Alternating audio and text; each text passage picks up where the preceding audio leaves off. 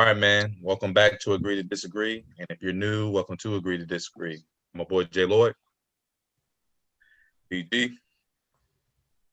Fred, and we got Pops. Let's go. All right, man. A lot has happened in the last 24 hours, man. Yesterday, after the Lakers blowout, James Harden gets to the podium and he talks about the Rockets struggling.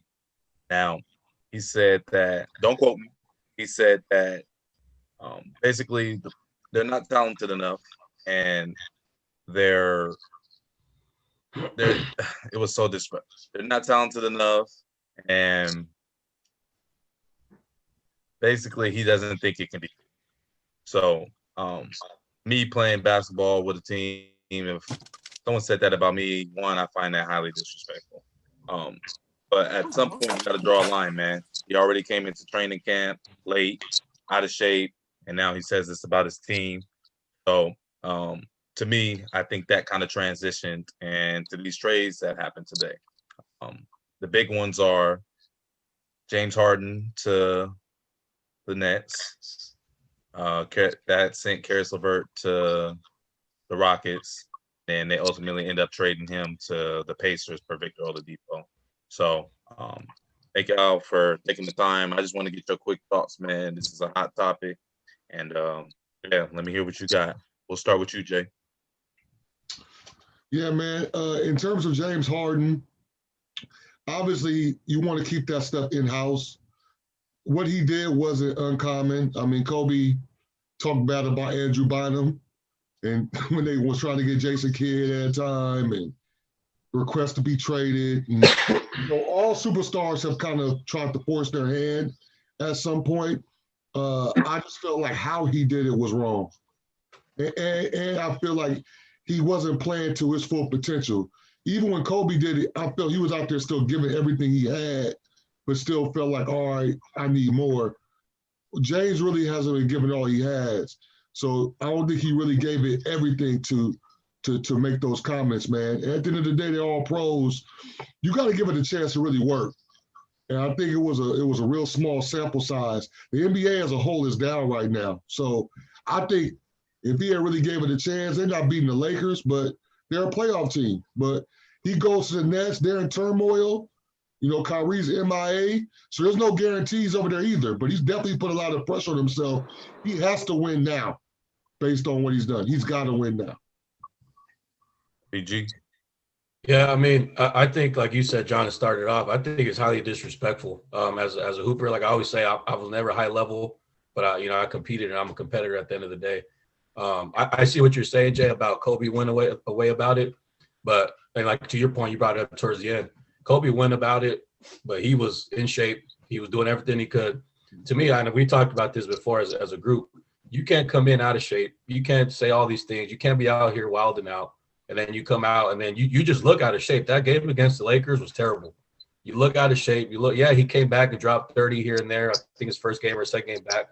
But when you play at an elite level, it's not going to happen. And Pops and I talked about it today. You can't say that, especially when you got guys like Boogie Cousins and John Wall. They don't play that. And I'm glad Boogie and John Wall came out because I know it's a brotherhood at the end of the day. But you got to stick up for your own. At the end of the day, you have your own brand too. And I think the way he went about it was terrible. I think he could say like, yeah, I want to get traded. But honestly, I think he knew he probably it wasn't going to happen. So he finally said, all right, well, this is my way out. I'm going to just say this ain't going to work. And I think that was his last straw. He's like, you guys aren't going to trade me. I see this nothing's happening. And I think that's why he did, just to kind of get out of it and use his last straw. And before you go, Craig, I just want to bring up something that Brian spoke on. I actually watched the John Wall interview after the game, and they, how the media does. They told him what James Harden basically said. I just want to commend him because I don't know John Wall, but I can kind of figure out what type of dude he is. You know what I'm saying? And he handled it so professional. It was a really good interview. He answered all those questions the right way, without giving James Harden a pass, but also without being disrespectful. You know what I'm saying? So I want to commend him for that. Go ahead, Craig. Yeah, definitely. It was definitely disrespectful. I think it started off with him not showing up, going MIA, and then going to the parties without the mask and posting on social media. I think he was acting up to get out of there. But it's like Brian said, you don't disrespect your teammates, you know. But I think he was so unhappy, he did whatever he could to get out. I know there were rumors that he had issues with the ownerships, you know, political views and things like that. That could be a factor. But still, you still got to conduct yourself professionally, especially when you're getting paid that kind of money. And I think he had a pretty good reputation up until these incidents. But as far as the trade and where he's going, me and John talked about this before the call. He put so much pressure on himself, but I'm gonna take it a different way.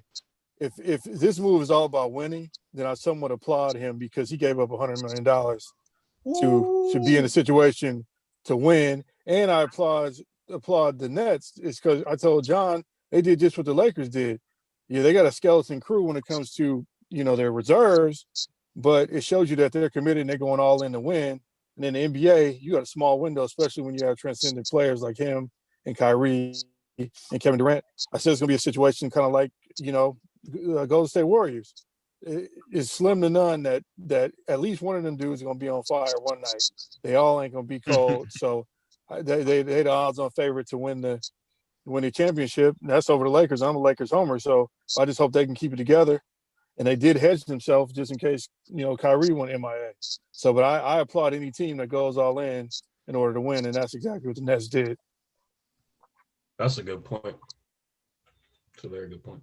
Go ahead, Pops. Man, trash. What James Harden did was straight trash.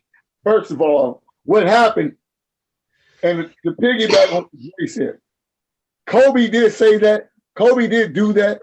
But Kobe was talking to a phone with somebody that had a phone. This dude was on an NBA platform in the media, and said, we're not good. What was getting ready to happen when he walked back in that locker room, I guarantee you Boogie Cousins confronted him about it. That's what was getting ready to happen. Because that's the type of dude he is.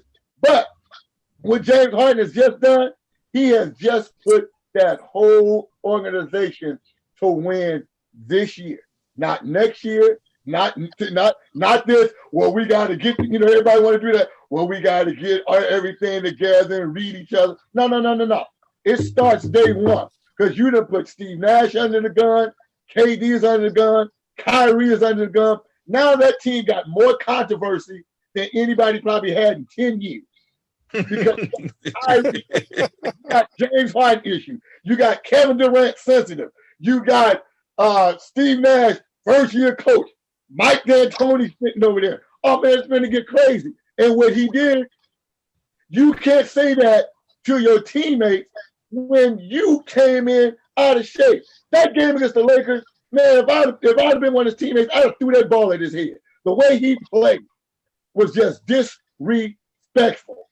And James Harden, y'all know my favorite word, James Harden tripping right now. He tripping.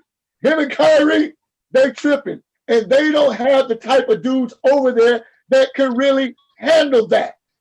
That's a big problem man, 14 dudes got moved because of this dude. James Harden, 40 million. KD, 39 million. Kyrie, 33. They just gave this Harrison dude 75 million. That's another 18 million. How you gonna add on to that team now? Where the subs coming from? It's gonna be a problem. And it can't be, I'm not giving them that, okay, we gotta wait till we read each other. No. The first time y'all step on that court, y'all better be jumping. Because that's what this is. Win now. Win. And all they did was pump up the East now. Because them dudes gonna think, oh, y'all, now you think we sorry? Boston, the Heat, all of them, oh, we sorry? Giannis, oh, we sorry? Oh, no. They coming at them, dude. They coming at them. Well, they got me hot right now. I'm done.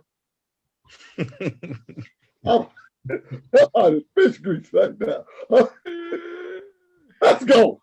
I got a question for you, Jay. Could all this have been avoided? I think BG hit on the head. He really forced their hand because once he went public, like he did last night, now you're dealing with locker room altercations.